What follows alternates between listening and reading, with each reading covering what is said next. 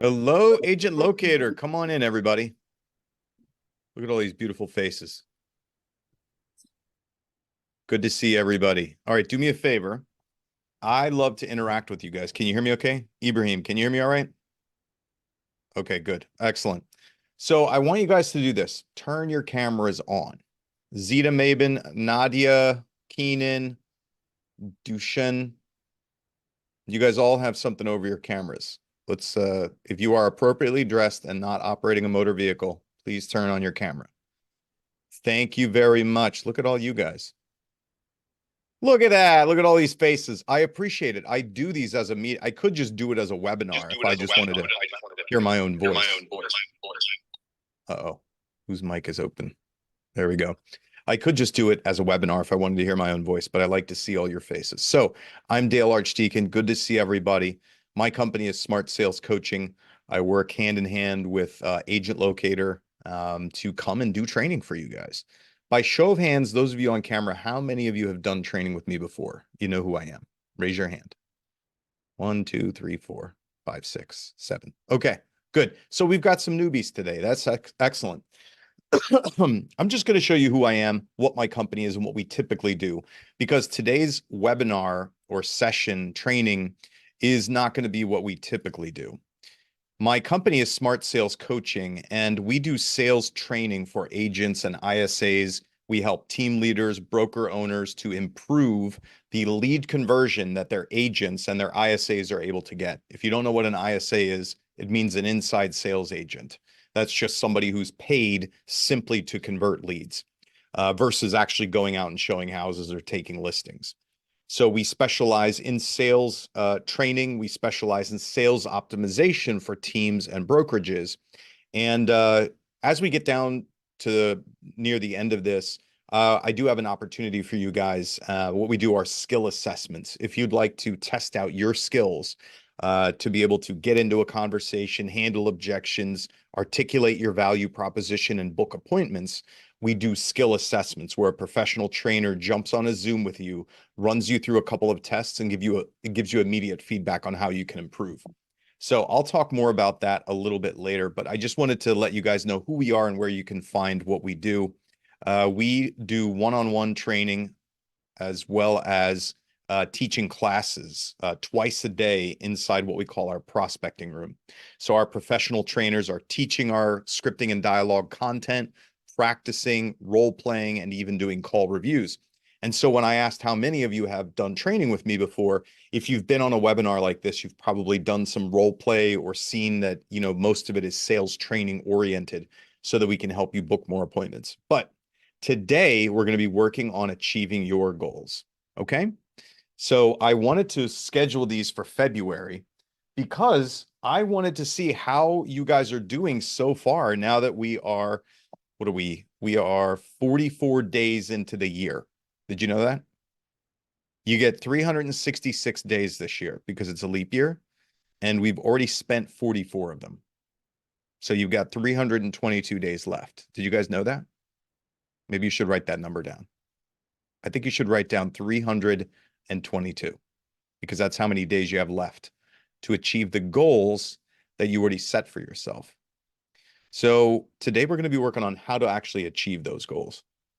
And at first, I want to do a quick check. I'm going to go around, I'm going to pick some people, and I'm going to see what your goals are and how you're tracking toward them. Mackie Foster, how are you? I'm well, thank you. How are you? Good. What's your goal for this year? My goal for this year was to step out of my comfort zone, by networking. And that for that as an agent, it was to just door knock, to really get a grasp on door knocking. I like it. Oh, and I know that's not something that everyone's into nowadays, but I feel like with the pandemic and all that, no one wants to talk to people anymore. No one wants to get in front of people anymore. So my goal was just to get in front of people. All right. Well, that's a pretty easy one to achieve. Mhm. Mackie, I'm going to press you a little bit. Okay. For the year of 2024, how many houses do you want to sell or how much money do you want to make? Your goal has to be one of those two. Okay. My goal so I'm preface, this is my second year in the business. Congrats. So fresh meat here. But my goal last year was to sell 8 houses, and this year my goal was to sell 10. Um, because my mom and I work together, so we're kind of tag teaming that. And I sold 6 last year. So I Okay. bumped up to 12 this year to make up for last year. Okay, so not 10, it's 12 for this year. Hmm. Okay, so 12 houses this year. Excellent. Kirby Edie, how many houses do you want to sell, or how much money do you want to make this year? That's a good question. Hence the goal setting. Oh, well, we're not setting goals today. You need to have goals, because what I'm doing is I'm saying, hey, Kirby, we're 44 days into you achieving your goals. Are you on track? That's what today is about. I have no idea if I'm on track because I don't have the goals. Oh, okay. Got it. Yeah. 50 homes. 50. Yep. Okay. How many did you sell last year? I think it was 37. 37. I you should know that too. I don't know. It was in the 30s, but I don't know Okay. my numbers. All right. Ibrahim Farhan, what's your goal for this year? So clearly Kirby is here to set goals. Mackie has a goal. Ibrahim, what about you? I'd like to do 14 million in sales, and that's approximately 50 homes, or not approximately, it is 50 homes. 50 homes, 14 million in sales. Excellent. Mhm. Good job. Now, because you were able to rattle off your goals, sir, how many appointments do you have to go on, new appointments, new buyers or new sellers each week in order to sell 50 homes? I think it's 4 appointments. 4 appointments. Did everybody hear that? Good stuff. Excellent. Now, let's do a quiz and see if you can answer this question. If you know, have you figured out, in order to go on 4 appointments per week, how many contacts do you have to make every week? I think it's 1 in 25, 1 in 25 contacts per appointment. Okay, so you need 100 contacts a week. Yes. Okay. Did you guys hear that? Ibrahim knows his numbers, right? Good stuff. Kirby, as we're here, decide what you want your goals to be for anybody. By show of hands, who hasn't set their goal for 2024 yet, besides Kirby? I got 1. Who's willing to admit they haven't set their goals in addition to Kirby? All right, everybody else has goals. Excellent. All right, Kirby, you're behind the curve. So you said 50. You can certainly copy Ibrahim if you want and sell 52. That's great. Okay. Now, you guys heard what you need to get to, right? How many appointments do you have to go on? How many contacts do you have to make? By show of hands, who has not figured out and or established how many appointments you have to go on and how many contacts you have to make per week in order to hit your goals? Who has not figured that out, by show of hands? Okay. All right. We got some hands going up. Okay. Here's what I'm going to say. I'm going to give you guys some basic numbers. You know, the spirit of this session that we're doing today is I wanted to check in with all of you a month into the year, now that we've already passed a month, and see, I just wanted to bring your focus back to the goals that you said you wanted, and the fact that your goals and your goal achievement and attainment happens every single day. And it happens with every single decision that you make. It's almost like, who here has tried to lose weight before? By show of hands. Yeah. We've all tried to do that, right? And you know how, like, when you're trying to lose weight, you have to, every decision that you make about what goes into your mouth, like, you have to actually pay attention to every decision that you make. Similarly, if you're trying to achieve your financial goals, your business goals, if you're trying to achieve your sales goals, you have to make that decision. You have to make those decisions over and over and over again. So the first thing that you have to know is, what am I trying to shoot for and what are my numbers? If you do not have numbers, if you haven't figured it out, then I would use a very simple metric. I would go for 3 new appointments every single week with a buyer or seller in order to sell 2 houses in a month. That's a basic framework. And if you say, hey, Dale, that doesn't make sense, or my numbers are different, good. You already have numbers. Use your numbers. In the complete absence of you having numbers, my direction to you is to conduct 3 new appointments each week. That's a new buyer appointment or a new seller appointment. What do I mean by that? I don't mean subsequent showings.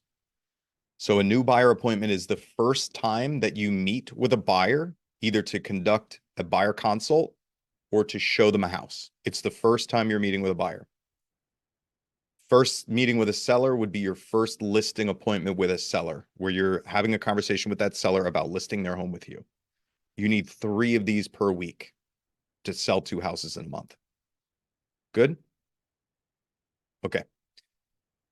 So if you start there, it's going to help you understand your numbers. Now, let's do this. I gave you guys a link to an agent planner. I'm just covering some things that some of you may not know or may not already have. You guys have the link. Go and download it. Let me bring it up here. We'll just talk about it real quick.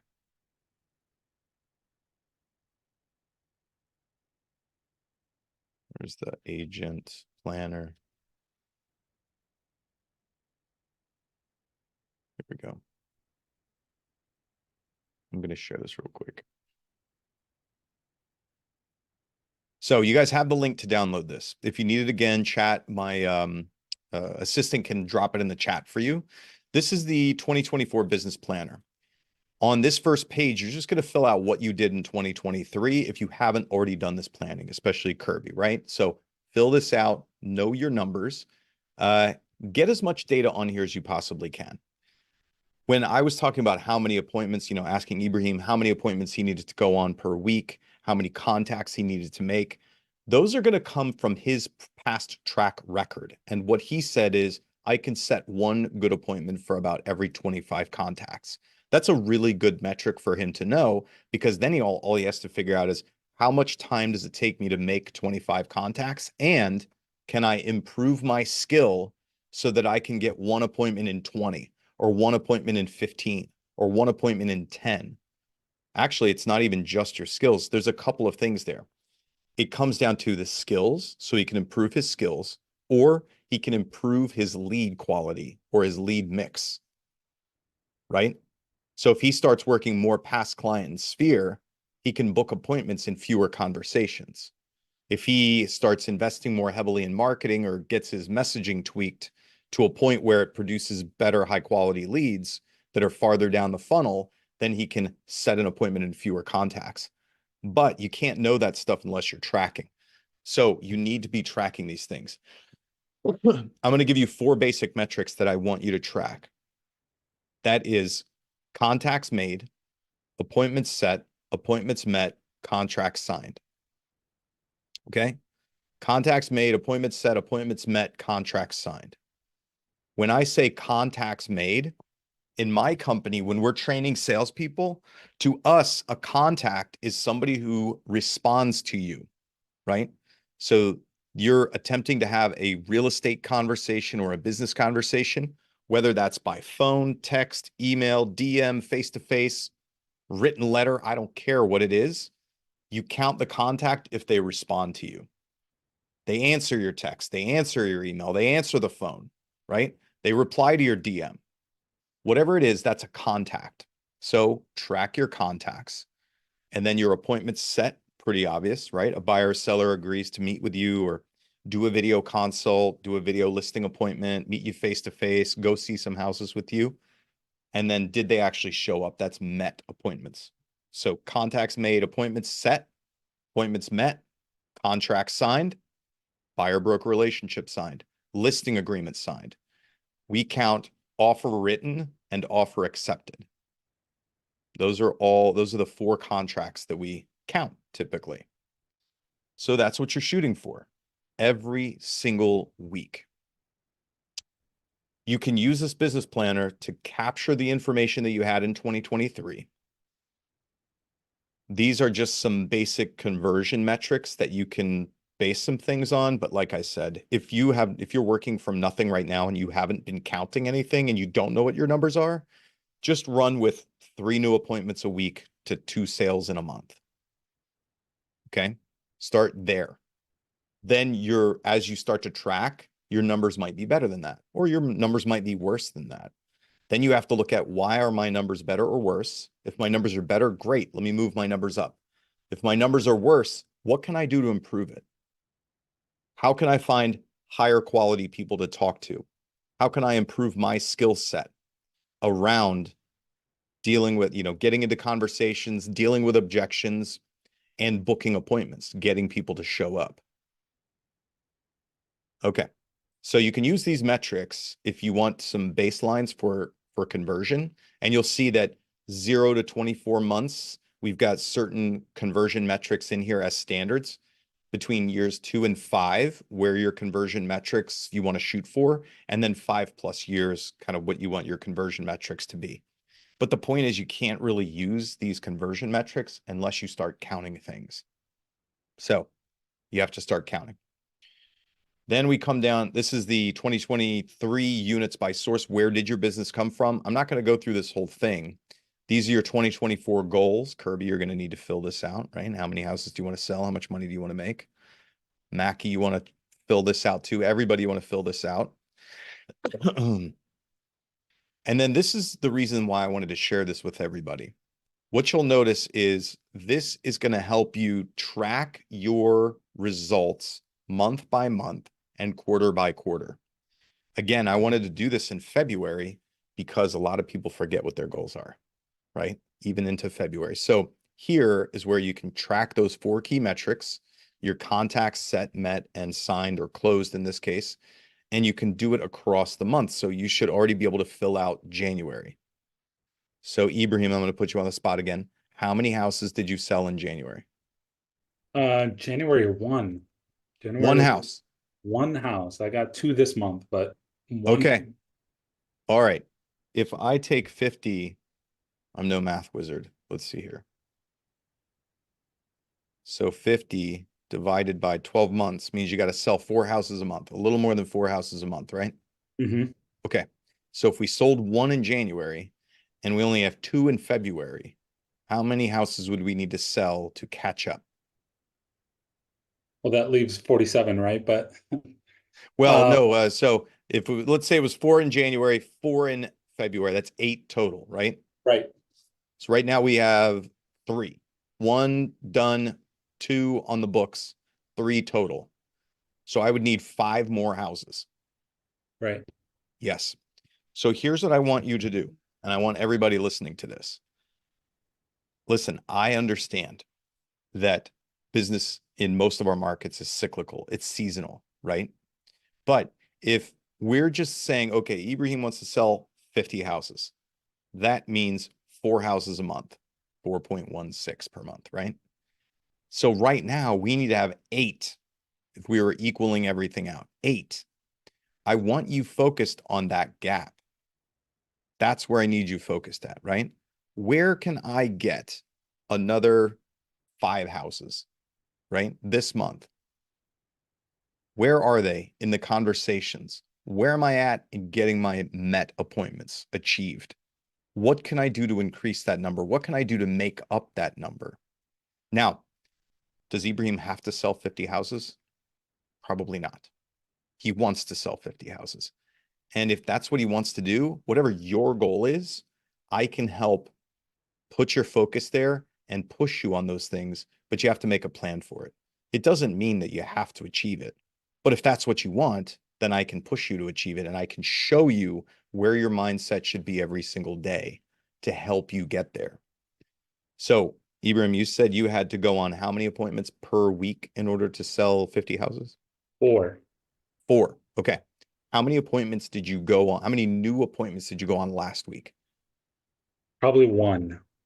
How many new appointments did you go on the week before that? Probably 1. Okay. Are you guys starting to see the pattern here? Okay. Let's move on to another question. And I'm just using Ibrahim, but I'll open this up to the rest of you. The reason I'm using him is because out of everybody I talked to so far, he knew the most about his numbers. Ibrahim, what was your goal last year? How many houses did you want to sell? I didn't really have a goal last year. I just just winged it. Just winged it. Just winged it, but I sold 25 homes. Sold 25. Okay, you didn't have a goal, you sold 25. Great. Let me use a different example. Who set a goal last year that they did not achieve for units sold or money made? Anna Sly can't do it. Anna S, who raised her hand. Yeah, it's Anna. So I sold, no, I thought I would sell 15 and I sold 11. 15 and you sold 11. Okay, got it. All right. What's your goal for this year, Anna? 20, realistically, 25. 25. Okay, got it. Now, why didn't you sell the 15 you wanted to sell last year? What happened? I had a really bad year last year, very bad year. So I broke my leg. I was out of order for 4 months, and I still think I did really well. Do you know what I mean? So yeah, I didn't do it, and now I don't feel like working. You know what I mean? So it's motivation, just I have to kick my ass to work hard now. I get it. Listen, I understand completely. Okay, and thank you for illuminating that. Listen, I'm going to tell you something. You guys want to hear a dirty secret? Yeah. Everybody, I run a 7-figure coaching and training company, and there are definitely times I don't feel like doing it either. There are times I don't feel like contacting my leads. There are times I don't feel like following up with people. There are times I don't feel like achieving my goals. It happens. It is a normal, natural human thing. And what I have to do, I don't have to do anything. What I choose to do is when I'm in those moments and I'm struggling with, do I want to achieve my goals? Do I even want to work on this stuff? I try to figure out what resource I need, right? Is it a mindset resource? Is it a book? Is it a podcast? Is it talking to somebody else? What is it that I'm struggling with? Is it a lack of motivation? Is it, sometimes I have imposter syndrome. I don't know if you guys ever have experienced that or if you have that. One of those things where it's like, no matter how good you do, you don't quite believe that you're really that good or that you can duplicate whatever success it is that you happen to have gotten. That happens to me all the time. So do I go and I look for a resource to help myself with that stuff.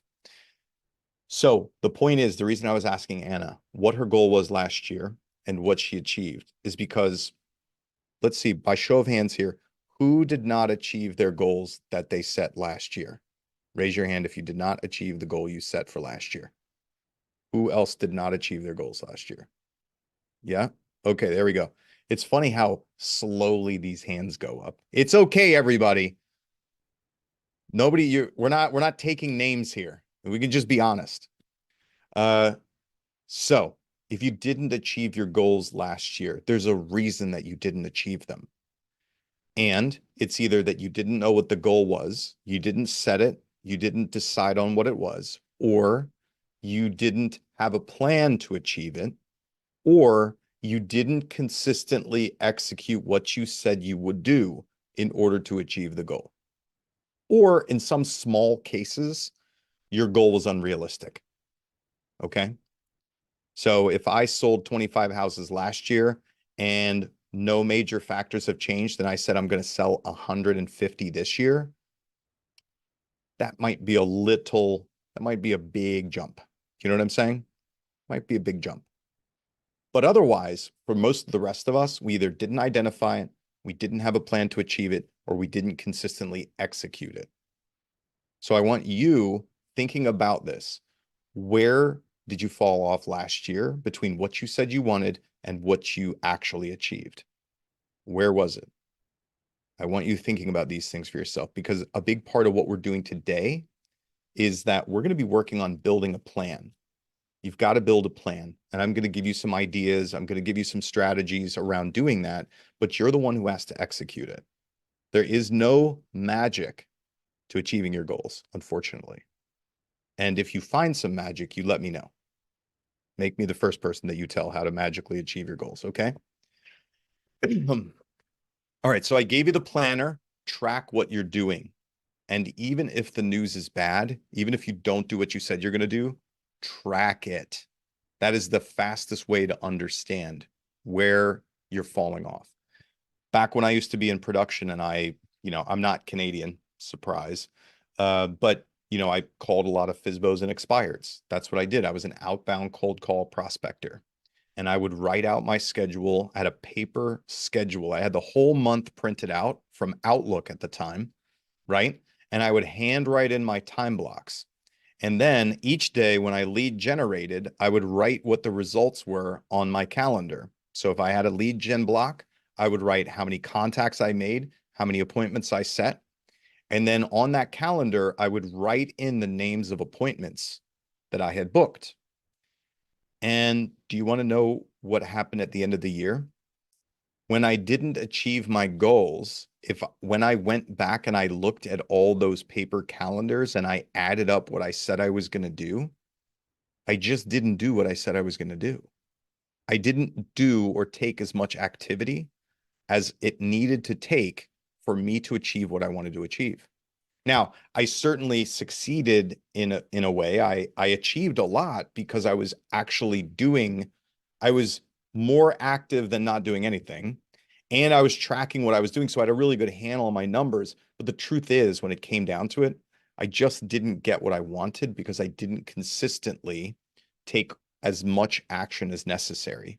I did take some action, but I didn't take as much as necessary. So that is where the gap is for you. And I want you to be able to get as close as you possibly can this year to what your goals are.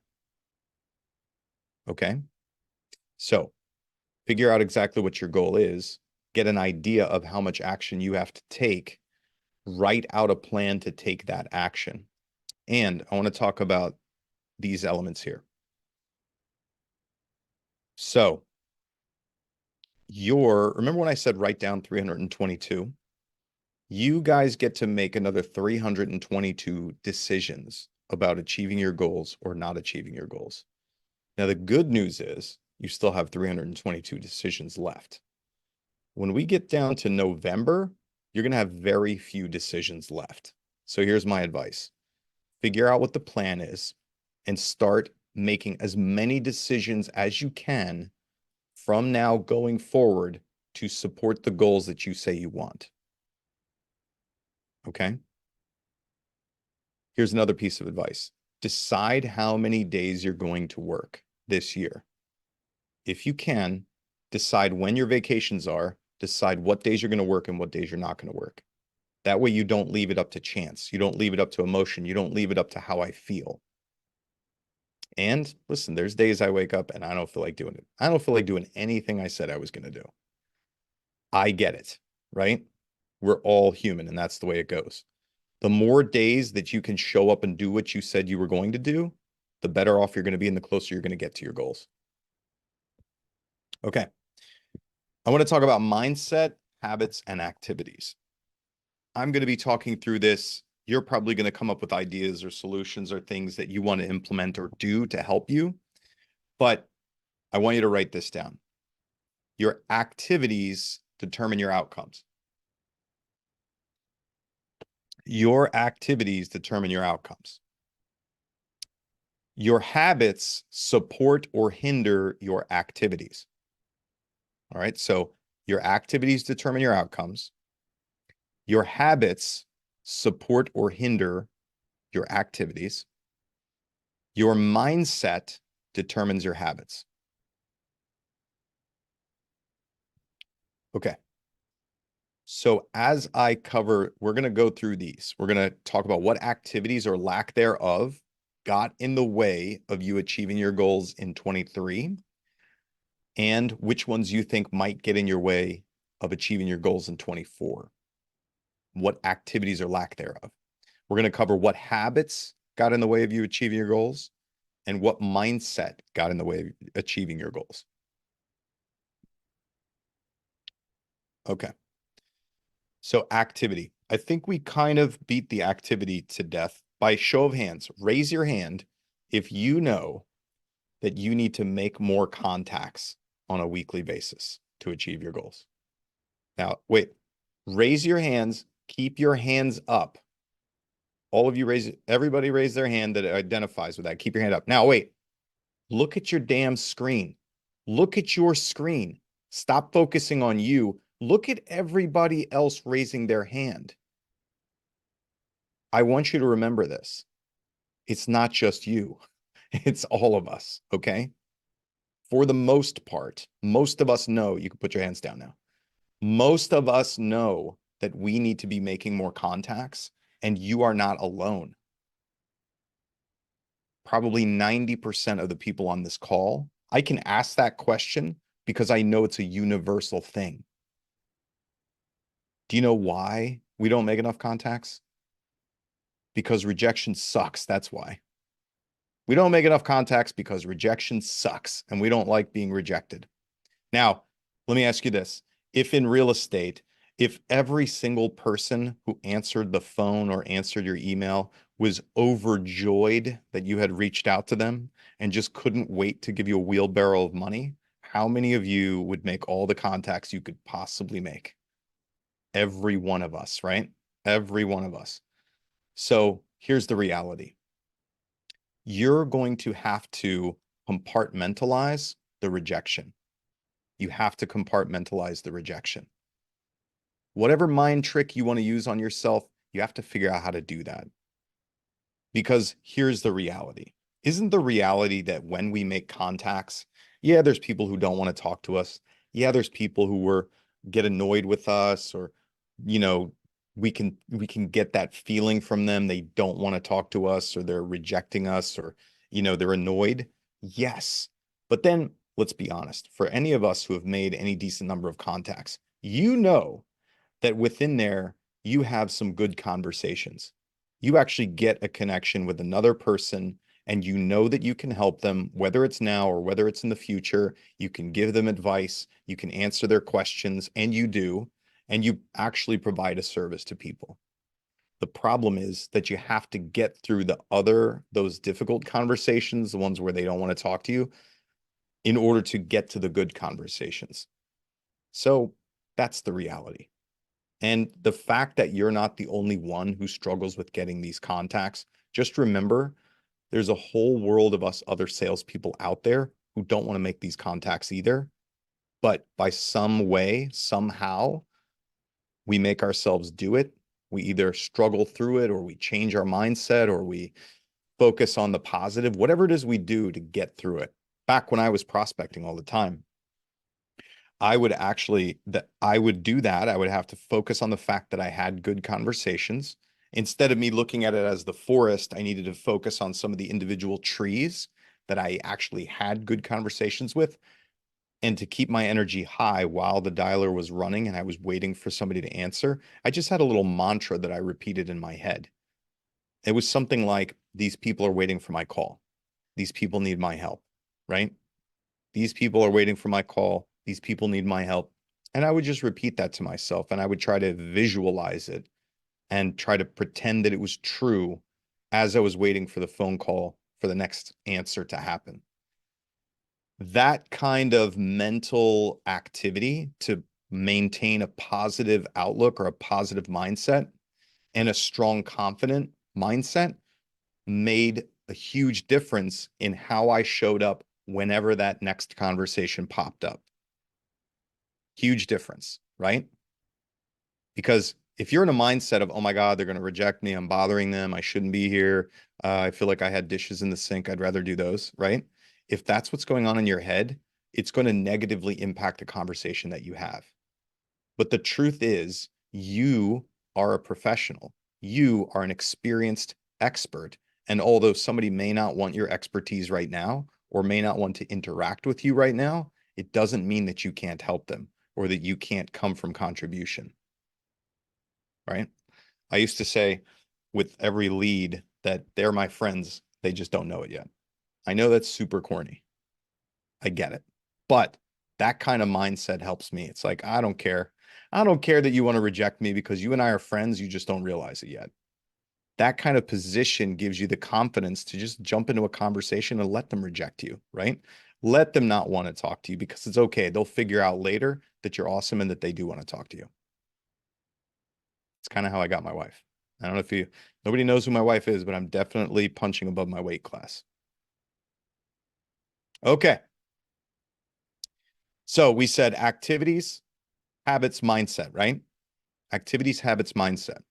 So we all know that we're not taking enough activities. We all know that we need to establish how many met appointments we need and how many contacts we need to make. So we decided how many days we're going to work. You guys have the planner where you can track stuff. Now let's talk about habits.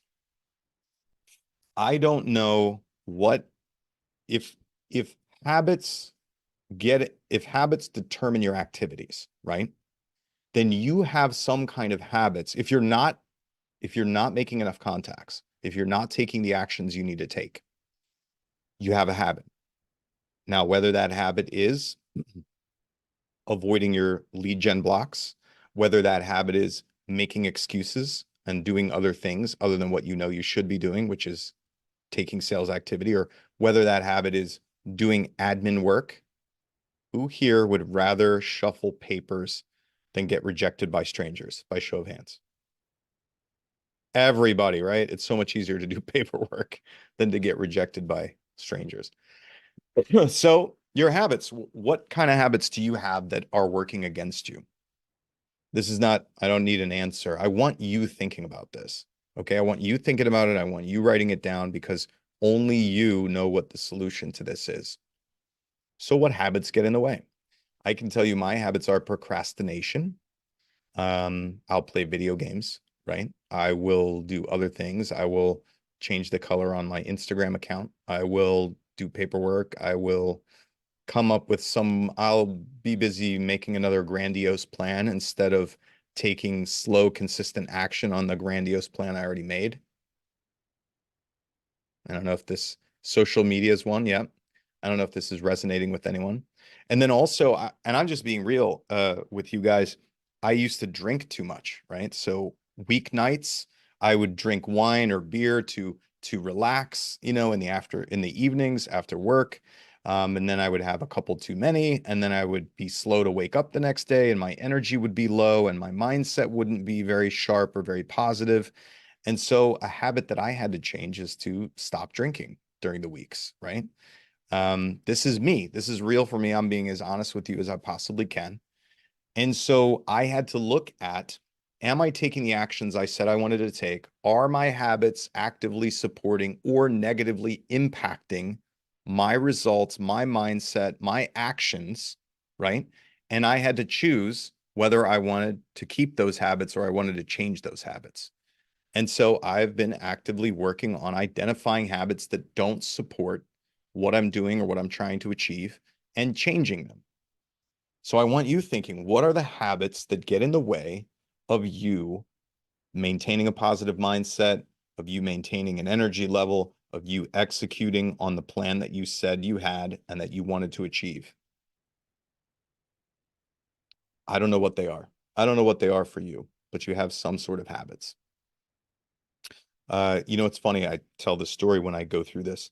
So now I work out regularly. I enjoy doing it. I've gotten myself to the point where I work out 3 times a week. I like to lift weights, which works for me, right?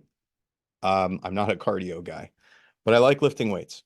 And it used to be back when I was trying to get myself to the gym and trying to lose weight and trying to be more healthy. One way that I came up with a habit that I developed is when I didn't want to go to the gym, I had one rule that I at least had to go to the gym and get changed. I had to go to the gym, go into the locker room, get changed, and then I didn't have to do anything. As long as I went there and I got changed, I could sit in the locker room or hang out or be on my phone or whatever. Do you know how many times I actually hung out in the locker room and did absolutely nothing after I finally got there and got changed? Never. Never. Because by the time I went there and I got changed, it was kind of like, I feel sort of silly just sitting here. Maybe I'll just go out and do this little bit of something, right? So that worked for me.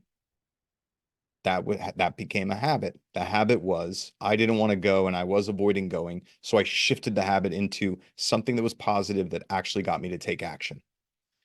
Where can you shift your habits into taking action even though you don't want to? Where can you make those changes? Okay. Your schedule. Maybe your habit problem is your schedule. I know that some of you listening to me right now think that your schedule is crazy, that you can't manage it, that you have no time, that you're not in control of it. Do you know who's in control of your schedule? You are in control of your schedule. Nobody can make you do anything. If your schedule is too busy, if your schedule is too packed, you've made it that way, or you allow it to be that way, and you haven't taken control of it. You are the only one that can take control of your schedule. And if you continue to let the universe control your schedule or other people control your schedule, then that's the choice that you're making. So for some of you, the habit might be that you need to take control of your schedule and make priorities, decide what your priorities are, and then execute on those priorities. And I can tell you this, you can screw everything else up in real estate, literally screw everything else up. As long as you make your contacts and you go on your appointments, you will outsell most of your competitors. Do you guys understand that? You can be a terrible salesperson. You can be the worst person at paperwork. You can never turn your paperwork in. Now, you might have some legal issues, but as long as you make your contacts, you have your sales conversations, and you go on your appointments, you're going to sell real estate. So when it comes down to your schedule, the one thing that you must protect that means the difference between achieving your goals and not achieving your goals is if you execute on your sales time, right? You make your contacts. So how can you organize your schedule so that there's never any excuse, not a schedule excuse, that you can't make your contacts? Okay. Mindset. Mindset affects your habits, affects your activities, right? So with mindset, anytime that I have, gotten into sales, gotten into real estate sales, became a team leader, built a real estate team, built my coaching and training company, I have had lots of mindset setbacks or issues. I already talked about imposter syndrome. I was never the look at me kind of person. I'm going to be in charge. I want to build a company. I'm not your 5 a.m., crazy CEO type of person. So I've had to do a lot of mindset work over time to support bigger and bigger aspirations or goals or whatever I wanted to do, or situations I found myself in. So if you have mindset issues, if mindset is in the way, if you know it's in the way, if you're dealing with self-doubt, procrastination, imposter syndrome, if you're a new leader, if you have to figure out how to be a leader, whatever it is, I think it was, I forget her name, Anna was saying motivation. I'll share a resource with you. So my point is, you got to find the resources. You find the resources, they're out there. You have to find them. You have to identify what you need currently, and then go find the resources. We don't exist in a bubble. I don't know if you guys ever experienced this, but when I'm struggling with something, somehow I think I'm the only person that's ever struggled with that, or somehow my problems are unique, and they're really not, because all of them are a human experience. So we've all dealt with that stuff, and there's a lot of smarter people before me and before you that have figured this stuff out, or have figured out tools and techniques, and you just have to go find them. So I'm going to share one with you. So recently I was kind of struggling with motivation, right? And I'm like, I'm not really sure how do I improve my motivation? And I'm trying to find here it is, the tab that it's on. So I went and I found this book. It's the Motivation Myth by Jeff Hayden. Now, the book is not particularly great, okay? But chapters 1 through 3 or 4 actually have some really good advice in them, and it resonated for me. Hopefully it will resonate for you, but what I discovered by listening to this book, and this is the way that I finally got into working out on a regular basis. So part of the premise in this book is where I was, which was I was waiting for motivation, right? And I'm like, oh, I don't feel motivated. Maybe I'll feel motivated later, or maybe if this happens, I'll feel motivated. And the premise of this book is that most people who achieve things don't sit around waiting for motivation. They get into action. And by getting into action, they start to have evidence of success, or they get evidence of things moving forward, or things changing, or progress. And that then creates the motivation for them to keep moving forward. So, you know, he gives an analogy of like the first mile run of a, 15-mile run that you're going to go on. Nobody wants to do that shit. That first mile sucks, right? And then once you get into it, you start to get the runner's high, you start to get into the action. And I mean, I'm saying this in the abstract because I'm not a runner myself, but I have experienced this. But it's the same thing that I experience now when going to the gym. Most of the time, I don't want to do it. I don't feel like lifting. And so I just start doing it. By doing it, I start to get the motivation. I start to get the positive feedback. And that cycle actually starts the motivation engine. So read this book and implement that. It was one of the keys for me to start moving forward and actually, for instance, doing lead generation. Or going to the gym, like doing the things that we don't want to do by actually getting started helps to start the flywheel and gives you more momentum. I'm going to show you guys some other, here we go, a couple of other books. These are some that have helped me. Angela Duckworth, Grit, right? The Power of Persuasion and Perseverance. Learned Optimism, right? I was pretty negative and pretty pessimistic. So I looked for books on optimism. How do you learn how to be more optimistic? And then this book here, Mindset, really how to, how to actively choose a positive mindset. Because at the end of the day, we're just giving ourselves messages, right? How can we choose the positive, empowering ones, or how can we create positive and empowering messages for ourselves? So these are 3 books that have worked for me in the past. Am I sharing? Okay. My screen sharing is paused. That's weird. Hold on. I don't know why we weren't seeing the 3 books. Here we go. There's the 3 books. Grit by Angela Duckworth, Learned Optimism by Martin Seligman, and Mindset by Carol Dweck. All right, so we're getting to the top of the hour here. I know that I had mentioned when I first got into this that what we do on most cases is scripting and dialogue training for agents and ISAs. Part of this, doing mindset, how do we achieve our goals, all those types of things, it still comes down to your skill set, your confidence and ability to have these conversations and have these interactions with buyers and sellers. And I'm going to run a poll because what we do is we offer a free skill assessment where one of my professional trainers will jump on a Zoom with you for 20 minutes and test your skills. Your skill in being able to get into a conversation with a lead or a prospect, your skill around being able to handle objections or your approach to handling objections, your approach to articulating your value proposition. So value propositions being if a buyer said, why should I buy a home with you? Or a seller said, why should I list my home with you?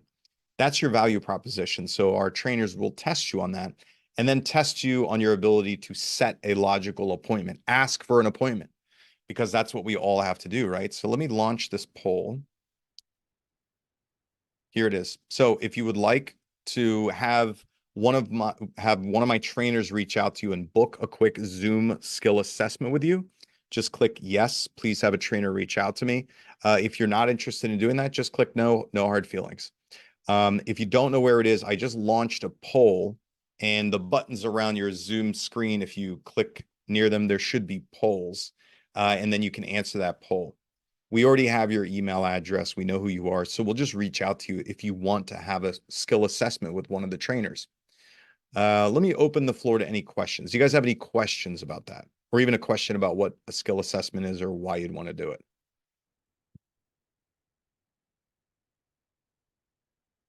Any questions? No? Look at that. You're all stunned and all know exactly where you're at and what to do. Okay. Well, I personally want to talk about the skill assessments. People love doing that. Actually, some people are terrified to do it. Some people love it. Basically, it's just a quick Zoom conversation and the trainer just gives you the scenario. So they'll say, hey, Mackie, I'm brand new website registration. Let's, you say ring, ring. I'll answer the phone. What do you say? Right. And I think what you'd find, what a lot of people find is they're like, oh man, I am not quite polished or practiced on what to do. And so they like getting that immediate feedback from a trainer on how they can improve. And actually, recently, we've gotten several agents just like you guys that are actually pretty skilled, which is awesome. And they do the quick skill assessment, and our trainers can give them some quick tweaks that they can use that come from our training material and our strategies for converting these appointments, and they're able to implement those right away. Where a lot of this comes from is I built inside sales departments. So I went from being a cold call prospector, one of the top listing agents in my market, to then building a team with another guy. And within that team, so you guys all, most of you have agent locator websites, right? You generate leads from your website. So what our inside sales department did is we would take all those leads from various sources, and I had 5 ISAs, inside sales agents, whose job was every single day, they're just following up with leads, having conversations, making nurtures, and setting appointments for our outside agents. We paid them to do that. We paid them salaries to do that, plus bonuses. That's expensive. So when you're paying salespeople and they're really expensive, you need to be able to get their skills ramped up really fast. That's where all these strategies and techniques for scripting and dialogue come from, because we take it from having to build these things that could take an inexperienced person and get them to be able to quickly convert leads and start booking appointments. So if you guys would like to do the skill assessment, just click the poll, click yes, have a trainer reach out to me to do the skill assessment. Does anybody not know where to find the poll? I've got 37 people out of 64 answered it. Okay. Good enough. Anything else? Any questions? Yeah, buts, what ifs? No? Okay. I have one actually, Dale. Yes. If you don't mind. So how do you overcome the fact, I mean, you kind of spoke about this a little bit, but how do you overcome the fact that just the feeling of that you always need more information. I need to get better at handling objections before I make calls. I need to read this book before I can make this call. I need to take this course before I could start making calls. I need to do this before I could start making calls. And it just goes on procrastination because you don't feel like you're good enough. Yeah, no, I get that. So Thank you, buddy. That's exactly I wanted to ask. Thank you, buddy. Yeah, I know we're all struggling with it. I know it can't just be me. And I actually just signed up for your coaching and took that assessment a week ago. But I mean, I just know that it's something that we all struggle with, right? I need, yes. like I said, I need to read that book. I need to take that course. I need to, it just goes on and on and on. And Okay. the next, you're the calls. Okay. So let me help Can I you. say something? Go ahead. Yes, Ali. Actually, I'm not a door knocker, but my struggle this year and my goal is to be a door knocker. And every day I want to start door knocking. I say, okay, I have to see this video. If she asked me this question, how should I come up with that? And that's the reason I stopped door knocking. And this is what it is. And I'm here today. Oh, okay, great. All right. So listen, everybody, this is the first thing that I'm going to tell you. Sales is not outsmarting people. Sales is not knowing better than other people, right? Sales is not right and wrong. Sales is not, can you be righter than the people that you talk to, or can you be more knowledgeable than the people that you talk to? I want to tell you something, Ibrahim and Ali. Probably half the people that you talk to think they know more than you, no matter what the hell you do know or what the hell you say. So it doesn't matter. What matters at the end of the day is, does the person you're talking to have any motivation to buy or sell? That is what matters. 1. 2, you can have good reasons, or you can have good information about where the market is, or where the interest rates are, or good financial decisions, or know about the values of property or which way the market is going. That's all basic information. But at the core of it, people almost never buy or sell strictly based on financial numbers or based on market numbers. They buy or sell based on an emotional need or a timing need to execute a sale or a purchase. So you don't have to be the most knowledgeable. You don't have to know everything. If somebody is arguing with you about not now, not with you, not under these circumstances, 9 times out of 10, it's because they don't have enough motivation in the first place. So you can't outsmart them, usually. You can't out-argue them, usually. You need to move on and find those people. You know who the best people are? And you know this, Ibrahim, Ali, and everybody else listening. You know who the best buyers and sellers are? The ones who need to buy and sell so much that they don't give a shit what the interest rates are, or where the market is, or what color your hair is, right? Or what car you drive. Those are the best ones, right?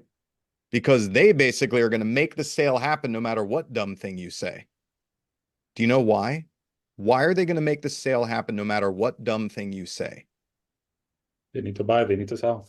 Because they need to buy or sell. Exactly, right? So here's the moral. Don't spend so much time trying to be the perfect salesperson.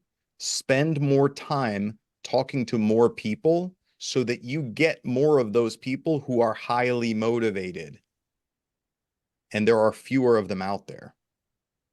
There's lots of people who are not motivated at all and have no intention to do anything.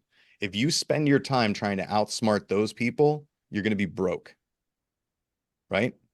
Conversely, up at the top, there's a very small number of people who literally would run into a burning building to buy or sell because they have to get it done. And the more time that you spend going and finding people and having conversations, having mediocre conversations, right? Having half-informed conversations, the more chances you're going to have to find those people that are more motivated. That's what's really important. Okay? So if you can take anything from this. Dale, can I ask you a question? Yes. My name is Vincent. Is there any way I can get some coaching on working with the internet leads? Yes. I have not attended any of your classes before. Yes, you can, Vincent. So here's what you do. Actually, just drop your email address into the chat, Vincent. I'll have my salespeople reach out to you. It's super simple. We teach classes every single day. You come in, you do a 12-week course. We role play with you. We teach you scripting. We give you the best practices on working with internet leads. So we will definitely reach out to you and talk with you about doing the training with us. Okay. One more question I have. Sure. Is there any harm in asking the lead how serious you are in the buying process? There's nothing wrong with asking that if the lead has said, I'm interested in buying, or if the lead has said, I want to get moved by X, right? In that case, you can ask, how serious are you? But if you just call up a cold lead, and you asked, hi, cold lead, how I'm serious are asking you? about the Facebook leads. I'm doing some Facebook ads. Okay. So they respond and then we talk, right? So at that time, they say, oh, I'm just looking. Yeah, most of them are going to say that, and that's okay. So your conversation needs to be a little bit different for that kind of lead source because most of them are not ready for a salesperson. And this is all training that you'll get from us, right? So okay. You're a real estate salesperson. The leads regard you as a salesperson, and they're going to treat you like a salesperson until you sound differently. But I want to finish my point with Ibrahim and Ali saying, how do you feel like you have enough? You have enough, okay? You have enough. There are successful agents out there that don't know shit about the market. They don't know shit about values. They don't know shit about interest rates, right? And they don't have very good arguments. They're successful because they talk to more people than you do. That's it. They talk to more people than you do. They run into more people that want to buy or sell real estate than you do. That's the only difference. Okay? So you have plenty. And in fact, like, just go have more average conversations. Let's say that. That's my advice. Go have more average conversations and you will sell more houses. Okay, good. Any other questions, guys?